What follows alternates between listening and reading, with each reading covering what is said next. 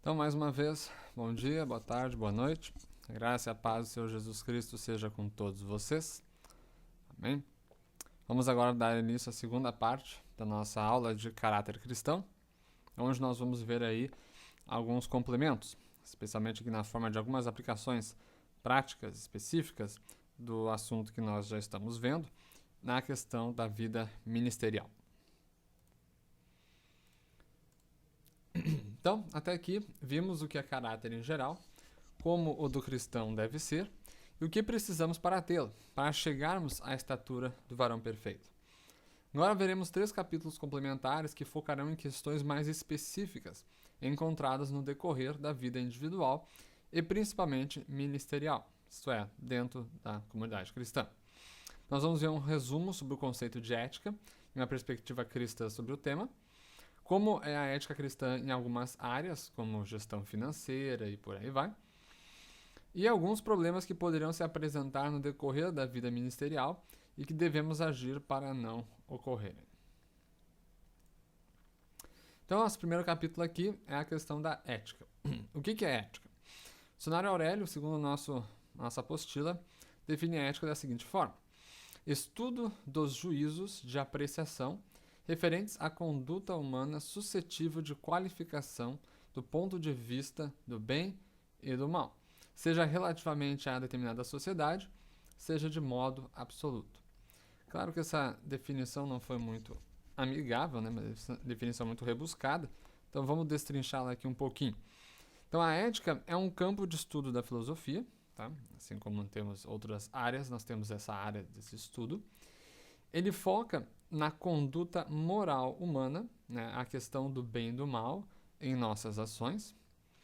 E ele analisa, tanto em termos específicos a uma cultura, né, quanto ao seu aspecto moral, né, quanto de forma geral. Então, a ética é aquele campo que vai procurar responder perguntas como o que é o bem, o que é o mal, como eu sei que algo é bom, como eu sei que algo é imoral, e por aí vai. A ética pode ser vista sob a ótica de algumas divisões. Nós podemos falar de uma ética no sentido geral. Essa que vai tratar de questões filosóficas mais genéricas, como aquelas já abordadas. O que é o certo, o que é o errado, por aí vai. Também se fala, por exemplo, em ética profissional, que foca nas questões de conduta no ambiente de mercado, no ambiente de trabalho. É como os trabalhadores devem agir profissionalmente em relação aos patrões, os patrões em relação aos trabalhadores e por aí vai. E por fim, nós temos a questão da ética ministerial. Já dentro do ambiente cristão, portanto, derivada dos ensinos morais da nossa fé, delibera sobre o comportamento próprio dentro da igreja no exercer do chamado ministerial que cada um recebe. Então, ao longo da história, conceitos foram formados nesse campo de estudo. Eu botei aqui 2 exemplos, né? Deontologia, consequencialismo e por aí vai. Um deles, aqui no nosso interesse, é o conceito do ethos. É uma palavra grega, não sei se é assim que se fala, mas enfim, é assim que se escreve. E o ethos é definido, segundo o nosso material, como uma síntese, um resumo dos costumes de um grupo. Quais os seus traços comportamentais, os seus costumes, os seus hábitos, que lhes são característicos e, consequentemente, expressando uma certa identidade social.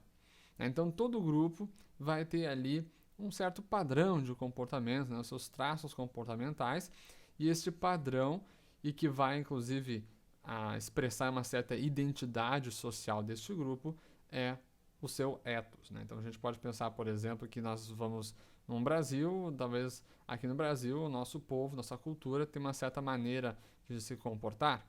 Né? Por exemplo, talvez a gente possa ser visto como os mais amigáveis, a gente gosta mais de abraçar, mais de se beijar e tal. Aí você chega talvez lá numa outra cultura, como uma cultura nórdica, uma cultura alemã, e aí o povo já não se abraça tanto, já talvez não conta tanta piada, enfim. Então você tem lá o ethos germânico, né, o ethos nórdico e por aí vai. Uma pessoa dentro de um grupo que manifesta o seu ethos poderá ter maior ou menor nível de consciência acerca das suas ações dentro deste grupo. Essa experiência de suas obrigações, do que deveria ou não fazer, pode ser organizada em 3 níveis. Anomia. Esse é o primeiro nível, mais básico, é o visível numa criança pequena, consiste em ausência de autogoverno e consequente total dependência. Aqui as primeiras ações são mais instintivas do que conscientes. Então, quando a gente está trabalhando ali com uma criança, né, a criança não tem muita noção do certo e do errado. Quando ela faz certo, quando ela faz errado, ela faz mais por instinto do que por ter alguma grande consciência moral, por ter noção de mandamentos morais ou coisas do tipo. Aí nós temos a heteronomia. Possui a presença de uma condução externa, os pais, que conduz ao seu crescimento, desenvolvimento, sendo ainda muito dependente de ajuda externa para muitas coisas. Não possui plena capacidade de fazer escolhas. Aqui nós já temos uma realidade mais de uma criança maior, um adolescente, né, que são pessoas que já têm ali alguma noção, mas ainda precisam muito da condução externa, precisam ainda muito da ajuda dos pais, dizendo o que deve fazer, o que não é para fazer, e por aí vai. Por fim, nós temos a autonomia. Acho que esse dos três termos é o mais conhecido. Manifesto na vida de um adulto maduro que se autogoverna. Não há mais necessidade de condução e nem vínculo de dependência, uma vez que as regras de conduta já foram absorvidas. Então, quando a gente está diante daquele adulto já mais maduro, que já não precisa estar lá o papai ou mamãe, ou seja lá mais quem, dizendo toda hora o que é para fazer e o que não é para fazer.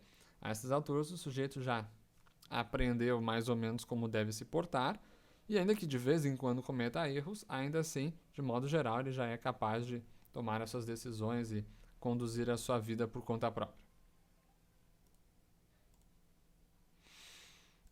Esses três estágios clássicos do desenvolvimento natural humano são também visíveis no ser humano quanto à sua vida moral em relação aos ensinamentos de Deus. Ou seja, aquilo que a gente vê na nossa vida individualmente, a gente também vê nesse âmbito da questão do caráter cristão e das pessoas como em relação a esse caráter, em relação aos ensinamentos de Deus de como nós devemos ser. Então, a primeira fase correspondente à criança é a do descrente. É um descrente que não tem Deus na sua vida, ele não tem a Bíblia, ele não pauta seus caminhos pelos ensinamentos do Senhor. Então, ele meio que age por instinto, né? A sua conduta moral é basicamente pautada pelo seu instinto moral, aquilo que o apóstolo Paulo fala em Romanos 2,15, a lei de Deus posta em nossos corações. Todo ser humano possui esse instinto moral. Claro que algumas pessoas podem talvez ter ali alguns problemas para acessá-lo em função de experiências traumáticas e por aí vai, mas todos nós temos aí esse compasso dentro de nós, e a pessoa sem a conduta cristã, ela tenderá a volta e meia acertar com base nesse instinto. Aí nós temos o equivalente do adolescente, que é o recém-nascido de novo. Agora, na presença de Deus, cresce no caminho do Senhor pelo auxílio do discipulado de um ou mais crentes mais velhos. Então esse sujeito já começa ali a aprender da Bíblia, já começa a aprender dos caminhos do Senhor, mas ele ainda precisa de um discipulador, né? Precisa ainda, conforme o caso, o pastor está toda hora chamando ele na salinha para dar uma disciplinada, porque ele está realmente aprendendo como agora ele deve viver, tendo em vista que é um cristão. E por fim, nós temos o homem espiritual, que é o fruto de um aprendizado bem-sucedido e da capacitação provida pelo Espírito Santo. É o estágio em que a pessoa já consegue se conduzir moralmente bem com os conhecimentos adquiridos em sua instrução. Então aqui já nós temos um crente maduro, um crente que já entendeu mais ou menos como é que ele deve conduzir sua vida, já não precisa estar lá um discipulador em cima dele, não precisa o pastor toda hora chamar para repreender, ele já mais ou menos se conduz de acordo com a vontade de Deus. Aí como um bônus aqui, uma passagem do apóstolo Paulo, nós, porém, não recebemos o Espírito do mundo, mas o Espírito procedente de Deus, para que entendamos as coisas que Deus nos tem dado gratuitamente. Então, esse foi o nosso complemento aí com a questão da ética, o conceito de ética, a questão da ética ministerial, a questão aí dos estágios de desenvolvimento moral que nós temos. Vamos agora para um segundo capítulo, a questão da prática ética e em geral. Que nós temos 6 aspectos da ética que são importantes de nós termos em mente, nós que somos cristãos. Primeiro, o mundo só pode nos julgar por nossa conduta. Ele jamais nos julgará pela verdade posicional em Cristo, ao qual ele rejeita. Isto é, se você está, digamos, lá no meio dos seus amigos descrentes, e você faz um belo discurso sobre o amor, sobre a graça, sobre a paz, as pessoas do mundo vão estar pouco se lixando para o seu discurso. O que eles vão estar julgando é a sua conduta, é como você de fato age. Okay? Essas pessoas elas não dão bola para os ensinamentos de Jesus. Então, chegar dizendo que Jesus disse isso, Jesus disse aquilo, para elas dá em nada. O que realmente conta é como você age, e é por essa ação que você vai ser julgado. O mundo julga os crentes muito mais rigorosamente do que os não crentes. Isso é bastante visível. Se o descrente vai lá e adultera ou coisa do tipo, dá nada, dá uma risada, chama de corno, seja lá o que for, né? Agora, se um crente vai lá e faz alguma coisa e tudo mais, olha lá o crente, olha lá o Bíblia falando isso, fazendo aquilo. Então, querendo ou não, nós somos mais visados. O mundo formará uma opinião a respeito de Jesus, da Bíblia e da Igreja, não pela pregação, mas pela conduta moral do cristão. Está em linha com o primeiro ponto que a gente já viu. Não adianta você chegar e dizer, o cristianismo é sobre o amor, e aí a sua conduta é de ódio. Não adianta você dizer, o cristianismo fala da santidade, e a sua conduta é bagaceira, como alguns dizem. A opinião que o mundo vai ter do que é ser crente vai ser observando a sua conduta, como você age com as pessoas, e não o seu discursinho bonito. Ok? A falsa ética, ou a ausência da mesma, violará a lei do amor, que é o resumo e o cumprimento da lei de Deus. Isso a gente já meio que viu anteriormente. Como crentes, não somos apenas instruídos a evitar o mal, mas a sua aparência também. É interessante que o chamado à santidade que nós temos é bem elevado. Não é só o grosso que a gente deve se afastar, até o pequeno a gente deve se afastar. Ok? E por fim, um comentário bastante próprio, tendo em vista o nosso curso. Líderes estão sujeitos a uma maior exigência moral. Deles se requer mais. Nós também já vimos isso antes, lá com a leitura de Timóteo, onde a questão é que os líderes eles devem ser exemplo e, quando erram, atingem mais pessoas. As consequências tendem a ser piores. Então, há uma necessidade de se exigir mais de alguém que está em papel de liderança. Bom, tendo em vista esse capítulo de prática em geral, vamos agora à prática com o dinheiro, a questão do dinheiro, das finanças, tanto pessoal como na vida ministerial. Uma das áreas mais significativas dessa vida e também mais citadas na Bíblia é a da economia, das finanças. Nas Escrituras, há algumas instruções sobre como proceder com essa questão, porém talvez a principal jaz no chamado geral à sabedoria. Devemos ser sábios na maneira como lidamos com nossas riquezas, visando o bem-estar tanto nosso como dos próximos, dos nossos dependentes, por exemplo, e da nossa comunidade. A questão é que, às vezes, se a gente lidar com o nosso dinheiro de forma errada, de forma responsável, não são só nós que podemos acabar nos prejudicando, mas pessoas que estão influenciadas por nós também. Os filhos podem acabar ficando com uma comida pior se a gente desperdiçou dinheiro. Talvez lá na igreja eu poderia lá dar uma oferta para abençoar um pregador itinerante ali presente, e agora, porque eu não administrei as minhas finanças direito, eu não vou poder dar aquela oferta, porque não tenho dinheiro para isso. Então, a questão de manejo sábio do dinheiro não é só para nós, é também para as pessoas à nossa volta. Veremos aqui algumas dessas instruções bíblicas e aplicações de sabedoria nessa área. Talvez o primeiro princípio da ética aplicado ao dinheiro é o dever de pagar o que deve ser pago, nossas contas, dívidas contraídas e impostos. Ou seja, grosso modo, o crente não é para ser caloteiro. Okay? Romanos 13, 6 e 7. O apóstolo Paulo, falando bastante sobre a questão do Estado, do governo, ele diz: é por isso também que vocês pagam imposto, pois as autoridades estão a serviço de Deus, sempre dedicadas a esse trabalho. Deem a cada um o que lhe é devido. Se imposto, imposto, se tributo, tributo, se temor, temor, se honra, honra. E aqui eu coloco uma certa observação, né? É interessante que muitas vezes nós cristãos chegamos no domingo e aprendemos as Sagradas Escrituras, a doutrina de Cristo, dos apóstolos, mas aí quando chega ali na segunda-feira, a gente vai lá para o nosso contato com o mundo secular e a gente acaba ouvindo um monte de ideias, um monte de correntes filosóficas que nada tem a ver com o cristianismo, nada tem a ver com aquilo que a gente aprendeu na Bíblia. E muitas vezes a gente acaba abraçando essas ideias, mesmo que elas sejam incompatíveis com aquilo que as Sagradas Escrituras nos ensinam. E aí a gente acaba incorrendo em contradição. Uma dessas ideias, que vocês já devem ter ouvido por aí, é a ideia de que imposto é roubo. Alguns complementam dizendo imposto é roubo e sonegar é legítima defesa. Não, irmãos, isso não é cristianismo, ok? Pagar nossos impostos é perfeitamente correto diante de Deus, ok? Então, cuidado com essas filosofias seculares que tem por aí. Bom, já o primeiro princípio da sabedoria, aplicado ao dinheiro, talvez seja a importância de fluxo de caixa positivo ou pelo menos balanceado. O fluxo de caixa é a relação das receitas menos as despesas. Uma situação com despesas maior do que receitas tenderá a implicar em problemas futuros. Então, se você fica toda hora gastando mais do que arrecada, uma hora você vai acabar se dando mal. Okay? Então, primeiro princípio aí, talvez, da sabedoria é você não deve ficar gastando mais do que você consegue, do que você arrecada. Bom, na igreja, quanto ao receber ofertas e levantar fundos para a congregação. Primeiro ponto, ser específico quanto ao destino das ofertas coletadas. Okay? Pode-se ver isso sob a ótica da honestidade.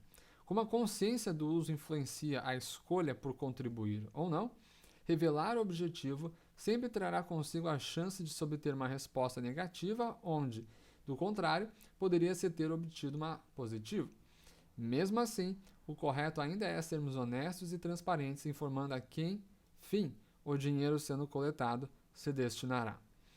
Então, o que acontece? Se você chega lá na igreja e você pede uma oferta e você diz para qual é o objetivo, talvez tenha pessoas que vão dizer, não, mas para esse fim aí eu não estou a fim de contribuir. E aí talvez você até perca a contribuição. Não importa, irmãos. Nós temos que sermos claros, específicos, honestos com respeito a para que o dinheiro será utilizado, na medida que esse conhecimento vai afetar a consciência da pessoa de ofertar ou não. Okay? Precisamos ser transparentes, precisamos ser honestos na questão de aonde que nós vamos usar a oferta coletada. Outro ponto, não induzir as pessoas ao medo, à intimidação, à culpa, à condenação, etc. Nós somos chamados a contribuir liberalmente, então não é certo que se exerça pressão. Não é para ficar metendo pressão nos irmãos para contribuírem. Não é dizer lá, se você não ofertar, você vai parar no inferno, você vai arder no fogo eterno. Não é para ficar metendo medo nas pessoas, constrangendo elas a doar, ok? Todavia, também é bom lembrar, motivação é diferente de manipulação. Há diferença entre explicar os bons motivos para uma contribuição e ser traiçoeiro, visando obter o fim que se deseja. Na fé cristã, os fins não justificam os meios. Então não tem problema nenhum na hora de pedir uma oferta, você, ou mesmo cobrar um dízimo, coisa do tipo, você expor as motivações. Chegar lá dizendo, irmãos, nós precisamos aí pagar com as contas da igreja, temos aí uma parede para pintar, umas cadeiras para consertar. É perfeitamente ok que você exponha as motivações para as pessoas refletirem e tomarem essa decisão. Mas não é certo ficar manipulando as pessoas, ok? Não é certo ficar usando de truquezinho psicológico para arrecadar mais. É bom lembrar que os fins não justificam os meios, ok? Não é porque o objetivo parece ser muito bom, arrecadar fundos para a igreja, que agora tudo está justificado para se conseguir isso, ok? Deve-se trazer as ofertas e dízimos à casa do tesouro do Senhor por amor, em fé e em obediência à Bíblia. É importante que seja faça não apenas o que é certo, como também pelas razões certas. Aqui eu trago uma mensagem que a pastora Mônica uma vez pregou numa pregação dela, quando ela disse, tão importante quanto o que é o como e o quando. Okay? E ofertas específicas. Não é ético levantar dinheiro para uma coisa e usá-lo em outra. A gente volta aqui para a questão da honestidade. Se uma soma foi obtida por pessoas que contribuíram visando um fim, mudar o destino do valor será como que traí-las, como se tivesse mentido. Então, se você foi lá e levantou uma oferta para um objetivo, você deve gastar com aquele objetivo, ok? Não é convencer as pessoas a desembolsarem para um fim e aí agora, pensando bem, eu vou gastar em outra coisa. Temos que ser transparentes, temos que ser honestos. Bom, com isso nós terminamos nossa prática com respeito à questão financeira. Vamos agora para mais um capítulo, prática com atividade ministerial. Ética quanto a ministros e ministérios itinerantes. Então, vamos focar primeiro aqueles ministérios que se deslocam, como pregadores que vão de igreja em igreja e pregam aqui, pregam lá, e tocam aqui e tocam lá. As igrejas anfitriãs deveriam cobrir todas as despesas normais dos ministros convidados. Porém, se os ministros convidados forem esquecidos nesse quesito, devem se lembrar de que trabalham na lavoura de Deus, e ele nunca falha. Ou seja, se a igreja convidou alguém, é certo que essa pessoa vai lá e arque com os custos de deslocamento e por aí vai. Só que, às vezes, pode acontecer, talvez, da igreja anfitriã não levantar aquela oferta bacana e tudo mais. Então, nesse caso, o ministro itinerante não é para ficar ranzinza ou coisa do tipo. Ele tem que entender que o seu ministério, a sua vida está nas mãos de Deus. E Deus proverá. Deus não deixará ele na mão. Às vezes existem certas pessoas que trabalham nesse ministério mais itinerante e que parece que estão trabalhando pelo dinheiro. Eu soube de uma situação, um tempo atrás, por exemplo, que tinha lá um ministro de louvor. Ele foi chamado, convidado a fazer um culto de louvor numa certa igreja e foi acordado um certo valor para as despesas. E aí, quando o grupo chegou lá, o povo já estava todo esperando por culto e tudo mais, ele descobriu que o dinheiro que tinha sido acordado não tinha caído na conta dele. E ele simplesmente não começou o culto enquanto não visse o dinheiro caindo no caixa. E deixou lá todo o grupo lá 1 hora, 2 horas, não me lembro exatamente quanto agora, parado, esperando começar o culto, e só entrou quando o dinheiro entrou dentro do bolso. Então isso já é ser dinheirista, isso aí já é trabalhar pelo dinheiro. E não é assim que nós cristãos devemos agir, ok? Bom, seu objetivo é abençoar toda a congregação, não promover a você mesmo ou ao seu ministério. Seja um propagador das boas novas.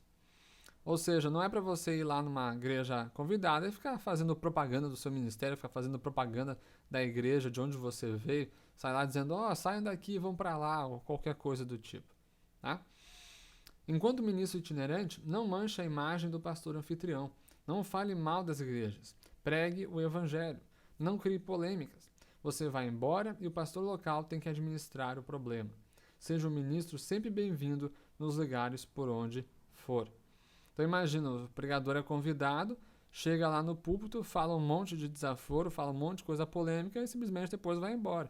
E aí coitado do pastor da congregação que depois tem que ficar apagando incêndio. Não seja uma pessoa inconveniente, seja uma bênção.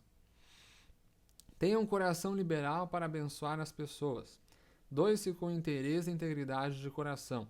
Seja o melhor ministro que puder ser. Mais um capítulo. Agora, a prática com respeito ao outro sexo, ao sexo oposto. Homem e mulher foram feitos com grande capacidade de atração. Por isso, é preciso muito cuidado nesse âmbito. A carne é fraca, já diria Jesus. E talvez, especialmente nessa área das nossas vidas. A sabedoria aqui é fugir até da aparência do mal. Um líder deve ter um comportamento que nunca estimule alguém a chegar perto dele com intenções malignas e não levante suspeitas, ainda que falsas, evitando assim tanto cair em pecado como escândalos difíceis de curar. Ou seja, você deve ter um comportamento que daqui a pouco não vai acabar levantando boatos completamente infundados, mas que, poxa, uma vez que o boato se espalha, até você conseguir apagar, até você conseguir convencer as pessoas que você não fez nada de errado, pode acontecer muitos problemas. Então é importante que tenham aqui um padrão de conduta que não abra mão, que não deixe brecha para sequer boatos a surgirem, ok? Os ministros casados devem ser exemplares em sua própria vida para com seu cônjuge e no trato do lar. A gente já viu essa questão da menção, já mencionamos isso com respeito à leitura de Timóteo. Não ministrar, ou seja, aconselhar, orar, etc., a uma pessoa do sexo oposto sozinhos e especialmente em ambiente isolado, ou seja, a portas fechadas. Então, como regra geral, homem ministra com homem, mulher ministra com mulher. Se for ministrar do sexo oposto, que de preferência, então, seja um ambiente visível, aberto, portas abertas, de preferência com mais uma pessoa junto, ou algo do tipo. Como regra geral, homem trabalha com homem, mulher trabalha com mulher. Inclusive aqui especialmente a questão do discipulado, né?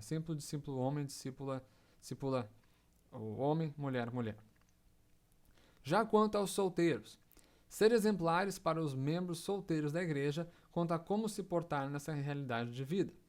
Não ficar trocando de namorado frequentemente. É bom lembrar que namorado, namorada não é peça de roupa que você usa, não gostou e puxa, põe longe, cai fora, vai lá e pega a próxima. Não, a ideia é que o namoro sirva visando um projeto de casamento. Você está lidando com uma pessoa. Trate-a com dignidade, não trate como uma peça de roupa que você usa e depois descarta. Não serem frequentemente vistos acompanhados de pessoas do sexo oposto. É o cara que está lá sozinho, sempre lá no meio das gurias, ou a guria que está lá sempre rodeada de homem em volta. Isso pode dar problema, ok? Finalizando mais esse capítulo, vamos para mais um próximo. Prática em equipe. Às vezes, no trabalho da igreja, as pessoas não vão fazer uma coisa sozinho. Vai se montar uma equipe que vai realizar um certo trabalho. Às vezes ali uma obra evangelística, pintar uma parede da igreja, enfim. Trabalho em equipe costuma trazer seus próprios problemas. Então precisamos estar atentos a algumas questões para que funcione bem. Referência. Na vida cristã, Deus é o centro de referência e não o líder ou a causa ou afins. Tendo isso em vista, o líder do grupo, a equipe, reflete o ponto de referência, mas ele não é e não deve ser esse ponto. Isso implica que ele não deve buscar e agir visando a glória do trabalho para si, mas para Deus, sendo ele próprio parte dos que trabalham para esse fim. Então não é porque você foi escolhido ali pelo pastor para ser o líder da equipe que vai pintar a parede, que você agora virou o centro das atenções. Agora está todo mundo ali para te servir. Não, a referência é Deus. E você é um membro daquela equipe para trazer glória a Deus, para servi-lo. Okay? O líder não é a rocha, mas ele é a projeção dela. O grupo não deve se estribar no líder, sendo super dependente dele, mas em Deus, ainda que aquele deve projetar e exercer uma ação de apoio, especialmente quando o trabalho trouxer fardo emocional, estímulo, consolo, etc. Então, não é porque você tem ali o seu líder humano que você vai agora se basear nele, se suportar nele, se apoiar nele, né? Não, Deus é a referência, Deus é a rocha, Deus é o fundamento, ok? O líder pode sim vir a ajudar, dando estímulo, dando consolo, etc., mas você deve sempre se apoiar em Deus para fazer a obra, não em um ser humano. Deus é a fonte de liderança. Andar humildemente com Deus é tê-lo como centro de referência. O sistema cristão não é anárquico ou desordeiro, refletindo o fato de que o próprio universo é ordenado tendo Deus por suprema autoridade. Proceder com humildade, tanto na posição de líder da equipe, como quando submisso a ele, expressa o reconhecimento de Deus como o último e definitivo soberano sobre todas as coisas. Okay? Então, na questão da prática de equipe, esse negócio de ser rebeldezinho, de fazer o que bem entender, de ser submisso, não rola. Tá?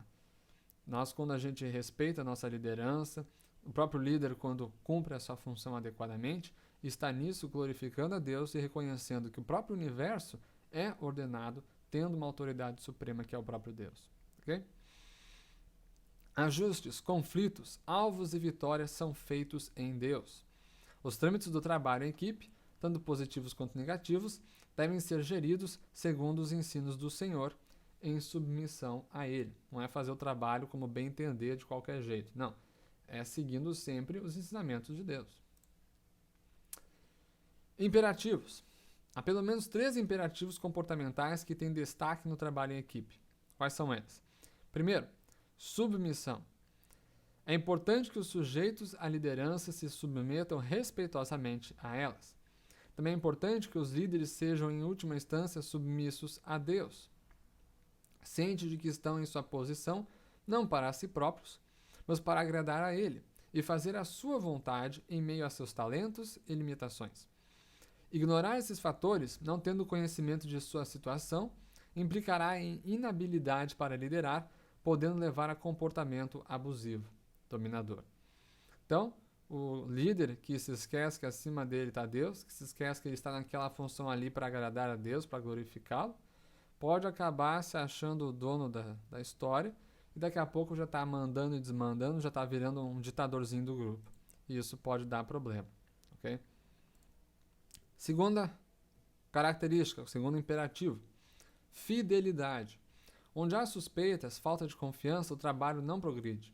O líder precisa ter confiança de que o liderado irá fazer a tarefa que lhe foi designada e que seu líder é fiel à equipe estando a trabalhar para o seu bem. O fim da fidelidade trava o trabalho, estragando os resultados. Então, quando há essa equipe que está ali trabalhando conjuntamente para o objetivo, as pessoas têm que ser fiéis umas às outras. Se o líder vai lá e diz para o subordinado fazer uma coisa, o subordinado manda longe e não faz, trava o trabalho, deixa o líder na mão. Assim também o subordinado, ele tem que estar visível, tem que estar consciente de que o líder está se empenhando para fazer o seu melhor, para gerir bem o trabalho, que o líder não está deixando a equipe na mão, fazendo o que bem entende, coisas do tipo. E esse ambiente de fidelidade faz com que o trabalho progrida. Quando a fidelidade é quebrada, quando o líder já não consegue mais confiar que os seus subordinados farão o que se lhe é pedido, quando os subordinados já conseguem mais confiar que as decisões do líder estão sendo feitas visando o bem do grupo, a gente acaba tendo problema no serviço em equipe. Por fim, transparência. Uma equipe precisa de comunhão para ser sadia, e isso só é possível onde há transparência uns para com os outros. Okay? Mais uma questão, a questão das pessoas. Embora equipes tendem a focar na obtenção de algum alvo impessoal, o alvo de fato do seu trabalho deve ser as pessoas, tanto as da equipe como aquelas que são abençoadas pelo fruto do seu trabalho. O foco deve ser mais em aperfeiçoar pessoas do que atingir alvos. Uma equipe aperfeiçoada atinge alvos maiores de forma mais fácil. Então, na questão da equipe cristã, não se deve ficar buscando objetivos, seja o pintar a parede, seja qualquer outro objetivo da equipe, a despeito e de forma diferente aos indivíduos ali presentes. Não, as pessoas são mais importantes. Os membros da equipe, a saúde moral, espiritual deles é mais importante do que ter a parede da igreja pintada. Então, quando se tem esse trabalho em equipe, o foco deve estar mais em aperfeiçoar essas pessoas num contexto de comunhão cristã. Também, quando a equipe trabalha bem, saudável, quando há comunhão, quando as pessoas contribuem umas com as outras, o próprio alvo tende a ser mais fácil de ser atingido. Indivíduos melhores trazem resultados melhores, enquanto que indivíduos operando de forma inferior não trarão frutos tão bons. Então, se você ignora a qualidade dos indivíduos, no sentido de seu estado emocional, seu estado espiritual, e foca tão somente na parede ficar bem pintada, as próprias pessoas vão tender a trabalhar pior. Então, você não pode colocar os indivíduos em segundo plano. A virtude de uma equipe não é atingir alvos, mas conseguir caminhar juntas diante de Deus. Um grupo que tenha chegado ao seu alvo imaterial desejado, mas se perdido diante de Deus, terá obtido uma derrota e não uma vitória diante do Senhor. Imagina aí uma equipe que vai lá de novo pintar a parede da igreja e no processo brigam, daqui a pouco um cara sai da igreja e, poxa, de nada adiantou no final das contas você tem a parede pintada e tem gente até saindo da igreja, brigado, não se fala mais. Você nesse caso vai ter tido um problema, uma derrota diante do Senhor e não uma vitória. Alvos atingidos por equipes desunidas melhoram os gráficos, mas não transformam vidas. Não devemos olhar tanto para as coisas temporárias dessa vida, mas para as que são eternas. O apóstolo Paulo comenta sobre isso.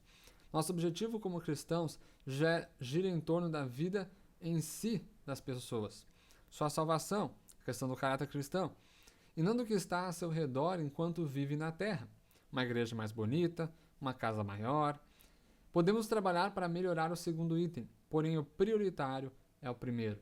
Então a prioridade é a salvação das almas, é o desenvolvimento de um caráter cristão, não é ter a igreja com as paredes mais bem pintadas, ou talvez o aniversário da igreja, a festinha ser a mais bonita.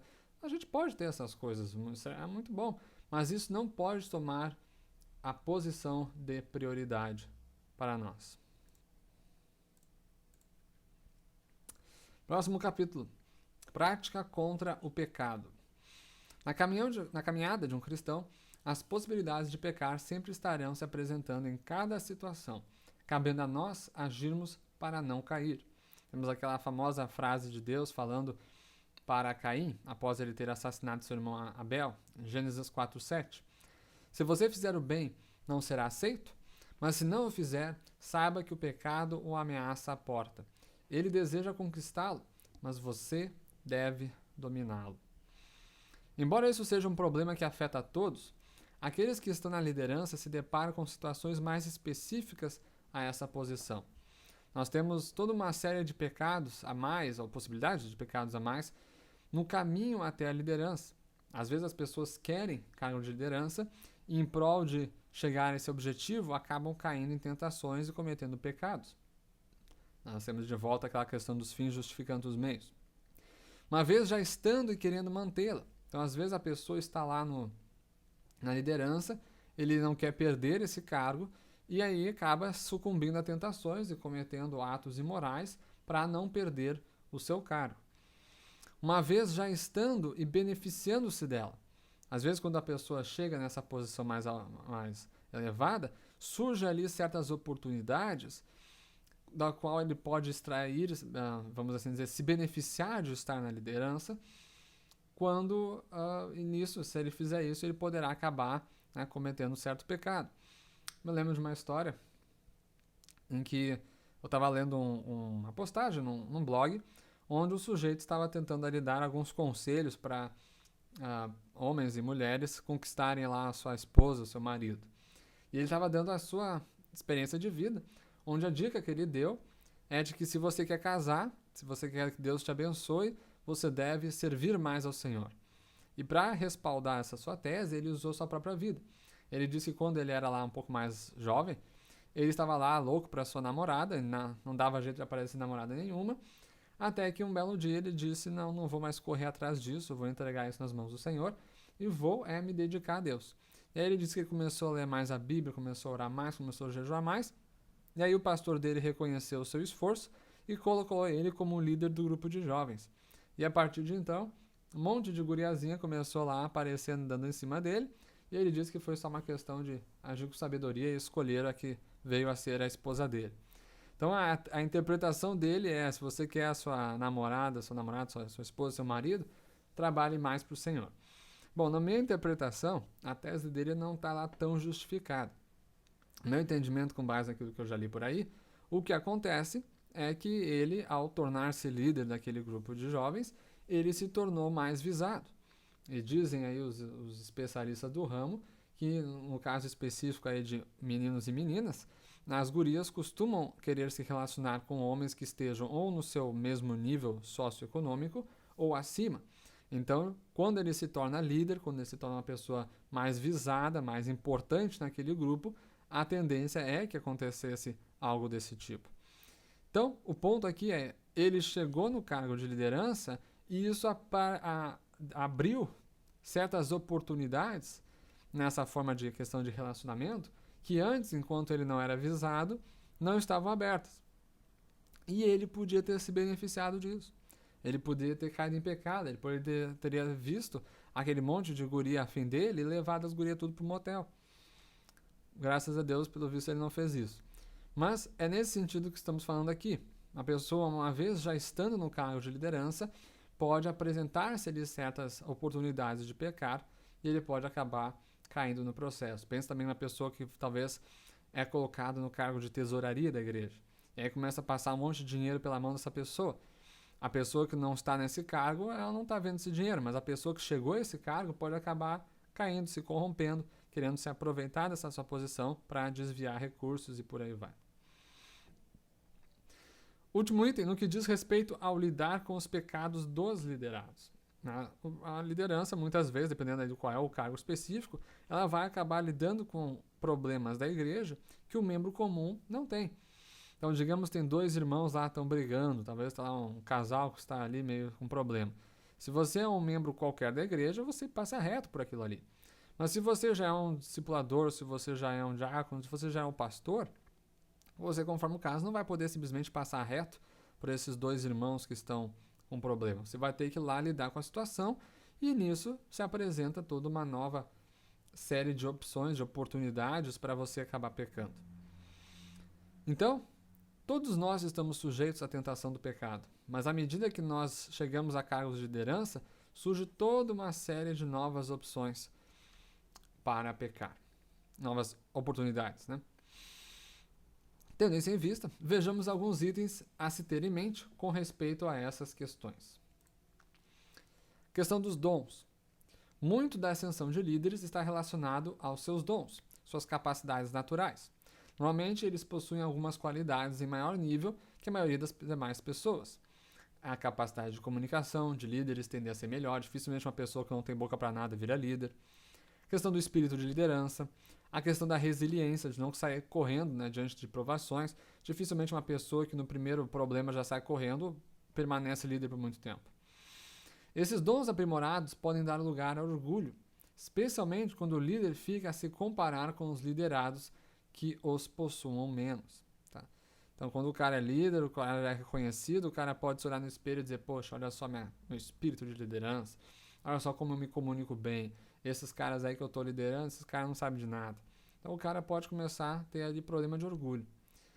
Porém, além desse orgulho ser pecado, não há espaço para isso, pois como nós entendemos na fé cristã, nossos talentos, nossos dons vêm de Deus, como está lá em Tiago 1,17, toda boa dádiva e todo dom perfeito vem do alto, do Pai das luzes, a quem devemos dar glória e sermos gratos por tê-los. Ou seja, o sentimento correto diante dos nossos talentos não é orgulho, é gratidão a Deus por tê-los. E o que dá glória a Deus são os nossos frutos, o que efetivamente fazemos e não habilidades internas. Ou seja, se você está glorificando a Deus, não é porque você tem o talento da comunicação, você tem o talento do espírito de liderança. É as suas obras, os seus frutos. Inclusive, diante de Deus, mais vale o sujeito que não tem tanta capacidade, mas está lá dando o melhor de si e com isso produzindo bons frutos, do que o sujeito que está lá cheio dos talentos, mas está parado, está fazendo pouco, não dá bons frutos. Okay? Imagine, por exemplo, talvez ali no ambiente de louvor, talvez tem um irmãozinho lá que não tem muito talento para tocar o instrumento dele, mas ele está lá dando o máximo de si, ele nunca mata os ensaios sempre que pode, né? Todo o culto que pedem para ele contribuir, ele vai lá e contribui, e talvez ele erre algumas notas, mas ele está lá realmente participando. Imagina o outro irmão lá, cheio de talentos, toca os instrumentos, dedilhando, digno de premiações, mas mata os ensaios, não vai no culto. Quando vai lá tocar, ainda é todo orgulhoso, enche o saco, cadê a minha coisa, cadê isso, cadê aquilo, quer que todo mundo sirva a ele. Esse cara não está produzindo bons frutos, pois o primeiro sujeito com menos talento, porém bons frutos, esse é que está glorificando mais a Deus, e não o segundo cheio dos talentos, mas cujas obras são pequenas, são insuficientes, são problemáticas. Então, também por isso, nem faz sentido nós nos orgulharmos dos nossos talentos. Assim, tanto é verdade que os dons são importantes, com certeza você tendo talento influencia, ajuda, quanto que devemos ter cuidado em como vê-los. Tê-los e não ter o devido caráter para manejá-los pode trazer problemas, incluindo a perda da liderança. Podemos até chegar a uma posição elevada por causa dos nossos talentos, dos nossos dons, mas sem o devido caráter cristão, facilmente podemos perder essa posição e ainda amaldiçoar vidas. Então imagina talvez ali o pastor reconheça que o irmão lá está cheio dos talentos, coloca ele na liderança e de repente ele vê que ele está lá só fazendo bobagem. Mais cedo ou mais tarde esse pastor vai acordar e vai dizer, opa, cai fora daí, tu está fazendo caca. Ou seja, os seus dons podem até te ajudar a te colocar numa posição boa, mas dificilmente você vai permanecer nessa posição de liderança se você não tiver caráter. Segundo item, a gente vê a questão dos dons. Agora com a questão das ocorrências. Uma certeza é que mais cedo ou mais tarde iremos pecar e irão pecar conosco, contra nós. 1 João 1, 8 a 10, o apóstolo diz, se dissermos que não temos pecado nenhum, a nós mesmos nos enganamos, e a verdade não está em nós. Se confessarmos os nossos pecados, ele é fiel e justo para nos perdoar os pecados e nos purificar de toda injustiça. Se dissermos que não temos cometido pecado, fazemo-lo mentiroso, e a sua palavra não está em nós. Então, infelizmente, de vez em quando a gente vai ainda acabar dando uns deslizes. Tendo isso em vista, e as outras pessoas conosco também, né?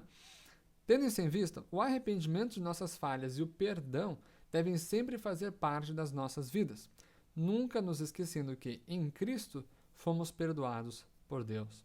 Assim, quando nós somos os que pecamos, devemos nos arrepender.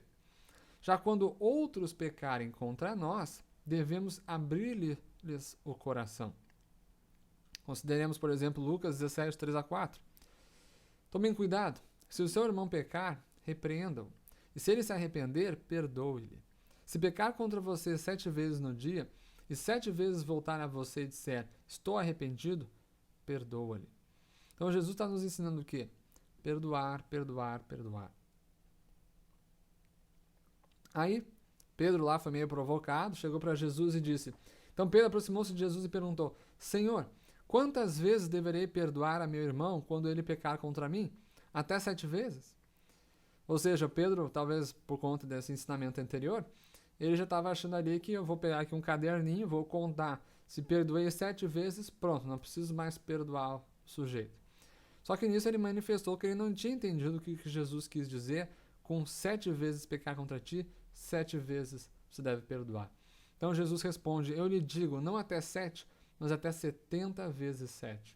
O que Jesus está querendo dizer aqui? Que nós devemos sempre perdoar. Não é ficar contando no caderninho a contagem de quantos perdões eu já dei. E aqui uma passagem, uma famosa parábola do servo bom, do servo mau. Jesus conta que há um rei, o rei é o representante de Deus aqui no caso, né? Esse rei tinha um servo, devia uma grande soma de dinheiro, notem isso, uma grande soma de dinheiro. Chegou o dia de pagar a dívida, o servo não tinha a grana. E aí o rei já estava pronto para mandar o cara, né, para o açoite ali, para a prisão, enfim. E ele chora na presença do rei, dizendo, por favor, rei, meu rei, seja bondoso, seja paciente comigo, me dê mais tempo, eu vou te pagar.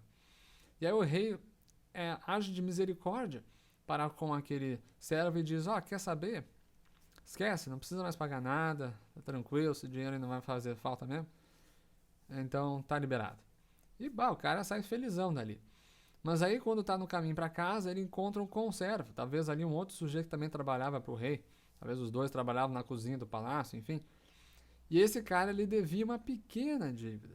Compare a diferença, uma pequena dívida.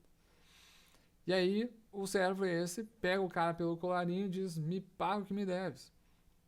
E o conservo dele diz a mesma coisa. Poxa, cara, ser misericordioso comigo, eu não estou aqui com a grana, me dá mais um tempo e eu vou te pagar. Mas ele foi misericordioso? Não. Ele vai lá, chama os guardas e manda prender o sujeito por não ter a grana. E aí qual é a reação do rei? Que Jesus nos conta. Então o seu senhor, chamando a sua presença, disse-lhe, servo malvado, perdoei-te toda aquela dívida porque me suplicaste. Não devias tu igualmente ter compaixão do teu companheiro, como eu também tive misericórdia de ti? Indignado, o seu senhor entregou aos atormentadores, até que pagasse tudo o que lhe devia. Assim vos fará também meu Pai Celestial, se do coração não perdoardes cada um a seu irmão as suas ofensas. Então, nessa parábola a gente tem 2 pontos muito interessantes, né? O primeiro é o contraste. O primeiro servo, que eventualmente foi preso, ele devia uma grande soma de dinheiro para o rei. Nós, na nossa vida pessoal, nós cometemos vários pecados. Isso cria uma grande dívida moral para com Deus. Já o nosso irmão, muitas vezes, vai lá, peca 1, 2, 3 pecadinhos contra nós, que nem se compara aos vários pecados que nós pecamos contra Deus. E mesmo assim a gente não quer saber, a gente quer o cara no inferno, né? Acaba com esse desgraçado. E aí Jesus está contracenando essa questão, né? Poxa, tu tem aí, o cara pecou 3, 4 vezes contigo, e tu não aceita, mas enquanto isso tu pecou vários pecados contra Deus, mas aí tu pede misericórdia, né? E aí Jesus nota, né? Tendo em vista que você não perdoou, até a dívida que tinha sido perdoada foi restaurada. O sujeito é preso até que pagasse tudo que ele devia. Então Jesus está nos avisando, quem não perdoa não será perdoado. Okay? Então nós devemos perdoar aqueles que nos tenham ofendido. Quanto ao pecado dos outros entre si, imagine que agora você não está metido, mas você está vendo ali 2 pessoas talvez ali um casal que entrou em adultério e tal, aquele problema, duas pessoas estão ali com pecado entre si. Devemos sempre repreender em amor e baseado nas Escrituras, qualquer pessoa que esteja vivendo no pecado, em particular os que são líderes. O apóstolo Paulo aqui nos dá as seguintes instruções. Não aceites acusação contra o presbítero, senão com 2 ou 3 testemunhas. Aos que pecarem, repreende-os na presença de todos, para que também os outros tenham temor. Claro que quando ele diz aqui na presença de todos, ele não está dizendo aqui na presença de toda a igreja, tá? Não é porque o presbítero errou, aí você lá num domingo, igreja lotada, tu vai puxar o cara pela orelha e expor para a igreja inteira que o presbítero cometeu um erro. Não, ele está falando aqui dos demais presbíteros, dos demais líderes, para que os demais líderes, né, aprendam com o erro do irmão e não o repitam. Quando se trata de ofensa a um grupo, o perdão institucional dependerá do arrependimento da pessoa. Institucionalmente, o perdão não pode ser dado se a pessoa não se arrepende. Então, há certos pecados que a gente pega contra o indivíduo, mas há certos pecados que a gente pega contra todo um grupo de pessoas. Imagine, talvez, ali o tesoureiro da igreja que vai lá e passa a mão na grana da igreja. Ele não está pecando contra o pastor, ele está pecando contra toda a igreja, contra toda a comunidade. E aí não pode o pastor simplesmente lá passar a mão na cabeça dele e deixar assim, sem mais nem menos, enquanto que o sujeito feriu a todo um grupo. Essa pessoa precisa realmente se arrepender do que fez. Bom, finalizamos então o nosso capítulo sobre a questão do pecado. Vamos agora trabalhar a questão dos perigos no ministério. Como já vimos, a posição de liderança costuma trazer consigo algumas diferenças na questão do pecado. Em muito, esses problemas adicionais se manifestam de forma geral para qualquer cristão atuando em algum ministério, e também podem incluir questões não morais, erros que não são pecados, porém ainda assim são problemas. Aqui o apóstolo Paulo comenta com Timóteo sobre alguns desses problemas na sua segunda epístola, que veremos então agora. Quais são esses outros problemas que a gente pode acabar encontrando na prática ministerial? O problema do profissionalismo ocorre quando há uma atuação puramente técnica, como se o trabalho ministerial fosse de um emprego secular, sem um lado espiritual e como se o ministrante fosse descrente. Naturalmente, essa não é a realidade do serviço a Deus na igreja. Tá? Trabalhar na igreja, ter o seu ministério, não é como se você estivesse trabalhando lá num emprego secular qualquer, que ali é só uma questão de bens e serviços, de troca de bens e serviços. Nós temos dentro de uma dimensão espiritual, nós estamos dentro de um contexto de relacionamento com Deus. Okay? Antes de trabalhadores, somos cristãos, nova criatura, como a gente viu na aula anterior. Devemos andar como tais em todas as situações. Nossa fé e relação com Deus deve influenciar, respingar nas demais áreas da vida, incluindo e especialmente a nossa vida ministerial. O ministério também deve ser colocado diante dele. Servimos a Deus na sua presença e não a despeito dele. Outro problema que a gente pode ter na questão do ministério, a falta de lealdade. A gente já falou um pouquinho dessa questão de sermos fiéis. A vida ministerial envolve a criação de laços entre os membros do corpo de Cristo, onde os irmãos se tornam auxiliares uns dos outros. Você vai estar contando com a ajuda de alguém mais cedo ou mais tarde. Uma vez com laços firmados, onde uns passam a contar com os outros para o prosseguimento do trabalho, faltar com a lealdade, abandonando quem depende ou deixando de cumprir o combinado, atrapalha o serviço a Cristo e, eventualmente, amaldiçoa os irmãos. Você vai deixar uma pessoa na mão, você vai atrapalhar o serviço que está sendo feito. Também nunca devemos abandonar a fidelidade ao próprio Deus no seguir suas instruções, ensinando o Evangelho segundo as Escrituras. Como diz o apóstolo Paulo, conserva o modelo das suas palavras que de mim tens ouvido, na fé e no amor que há em Cristo Jesus. Guarda o bom depósito pelo Espírito Santo que habita em nós. O problema, o perigo da comodidade. Não devemos ficar acomodados em nosso trabalho, nos contentando com o pouco que deu certo, nem empenhar pouco esforço em fazer as tarefas que devem ser feitas, mas nos esforçar para dar o nosso melhor a Deus, buscando o nosso crescimento e os dos outros na fé. Então, às vezes, o sujeito pode ir lá, ele tem uma função, Ele é delegado a um objetivo, aí ele faz uma coisinha aqui, uma coisinha ali, já tá bom, já deu certo e fica por isso. Não é para ficar cômodo fazendo o pouquinho que deu certo. É para a gente colocar o nosso coração na causa. Nós estamos trabalhando para Deus. Nós estamos num contexto de abençoar os irmãos, abençoar uns aos outros. Então a gente tem que dar o nosso coração para isso. Notemos o que Paulo diz em 2 Timóteo 2, 1 a 13, quanto ao serviço cristão.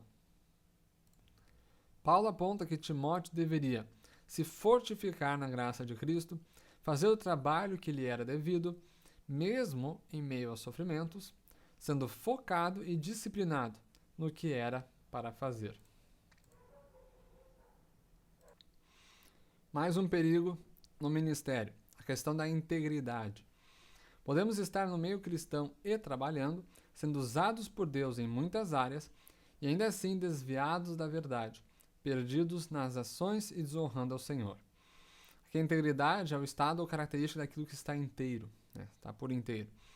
Em 2 Timóteo 2, 14 a 22, nós vemos Paulo falando de como pode haver alguns dentro da igreja desonrando ao Senhor por terem se desviado da verdade, ou ainda por mau comportamento, não sendo, portanto, inteiros na presença de Deus. A lição aqui é: estar na igreja e até ser usado por Deus não é sinônimo de ser aprovado por Ele. Então temos que estar cuidado para a gente não estar ali termos cuidado para não estarmos na igreja achando que está tudo certo porque, poxa, eu estou aqui neste cargo, as coisas estão andando. Mas a gente pode não estar por inteiro diante de Deus. A gente pode até estar sendo usado por Deus e ainda assim não estarmos sendo plenamente aprovados por Ele. Mas é claro, isso gera uma dúvida, mas por que Deus usaria gente não aprovada? Aqui é título de resposta: Deus é soberano, não tem que prestar contas a ninguém. Usa quem Ele quer. Deus nos usa por sua graça e não por merecimento próprio.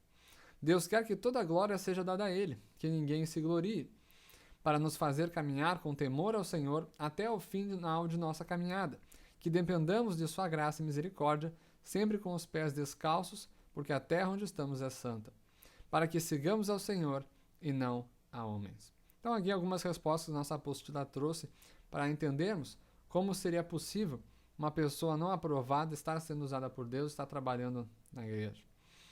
E como podemos não apenas estar trabalhando para o Senhor, mas fazê-lo de forma íntegra e assim sermos aprovados? A única maneira de sermos aprovados é se estivermos de acordo com os ensinamentos e os mandamentos do Senhor, como constam na Bíblia. Finalizando, antes vimos uma série de características de como é o caráter cristão. Em 2 Timóteo 3, 1 a 9, o apóstolo Paulo complementa nos dando uma sequência de características opostas que estarão manifestas nos homens dos últimos dias. Quais são essas características? São várias, né? Então nós temos ali egoístas, colocam-se em primeiro lugar em detrimento dos demais. Avarentos, esse ponto a gente já viu antes. Apegados e muito ao dinheiro, amor ao dinheiro que já possuem. Orgulhosos, sentem prazer e satisfação com seu próprio valor e feitos. Soberbos, se veem como superiores aos outros, também é entendido como uma pessoa arrogante. Blasfemadores, difamadores e insultadores de Deus. Desobedientes, que não obedecem. Ingratos, que não são gratos pelas dádivas que recebem. Lembrando, tudo isso aqui são características que a gente não deve ter, nós devemos ser os opostos disso. Nós devemos, por exemplo, ser gratos às dádivas que recebemos. Ímpios, afastados dos caminhos de Deus, normalmente pela prática de crueldade. Sem afeto, não manifestam afeto, comportamento carinhoso e atencioso.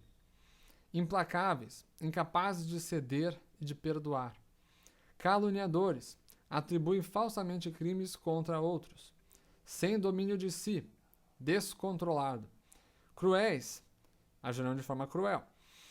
Inimigos do bem, traidores, atrevidos, ou seja, ousados, não demonstrando nem medo e nem submissão. Envaidecidos, que são aquelas pessoas que se portam de forma altiva, o famoso nariz empinado. Amigos dos prazeres. E também lascivos, que são aqueles inclinados aos prazeres sexuais e à sensualidade. Diante destes homens maus dos últimos dias, o apóstolo Paulo nos chama a persistir em tudo que aprendeu ou tudo que aprendemos nas Sagradas Escrituras. Pregar a palavra em todo o tempo com toda paciência e doutrina.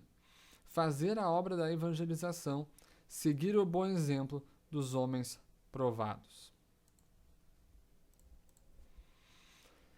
E com isso, nós terminamos. Vamos então para a nossa conclusão. Então a gente viu aqui que há o tal caráter, né, que as pessoas têm esse caráter.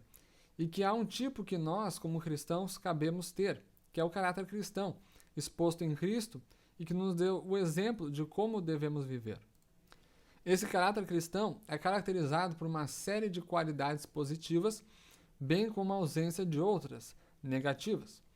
Também vimos que a obtenção desse caráter envolve uma dimensão espiritual e outra natural, relacionada ao próprio esforço de transformação do crente. Por fim, contemplamos algumas aplicações da ética cristã a temas do discipulado e liderança, como o trato das finanças, do trabalho em equipe e afins. Então agora eu deixo para reflexão aí 2 perguntas. Como estamos no manifestar do caráter de Cristo nas várias esferas de nossa vida? Temos agido de forma a nos aproximar dele? Temos buscado essa estatura do varão perfeito?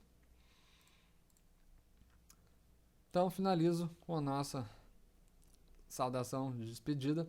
Que a graça do nosso Senhor Jesus Cristo, o amor de Deus e a comunhão do Espírito Santo seja com todos vocês. Amém.